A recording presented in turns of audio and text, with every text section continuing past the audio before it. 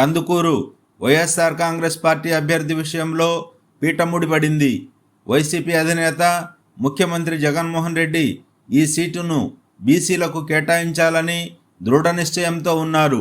Nellore parliament పరిధిలో ఒక seat బీసీలకు ఇవ్వాలి కాబట్టి యాదవ సామాజిక వర్గం ఎక్కువగా ఉండే ఇక్కడ యాదవులకు ఈ సీటు కేటాయించాలని అధిష్టానం భావిస్తుంది.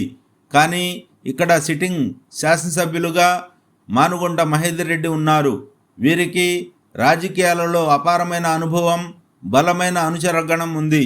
35 సంవత్సరాల నుండి కందుకూరు నియోజకవర్గంలో చక్రం తిప్పిన మహేందర్ రెడ్డికి సీటు లేదంటే వారి అభిమానులు, అనుచరగణం జీర్ణించుకోలేకపోతున్నారు.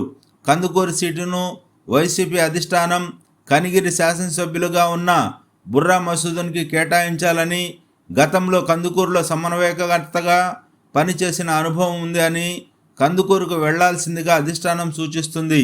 కానీ ఆయన ససేమిరా అంటున్నారు.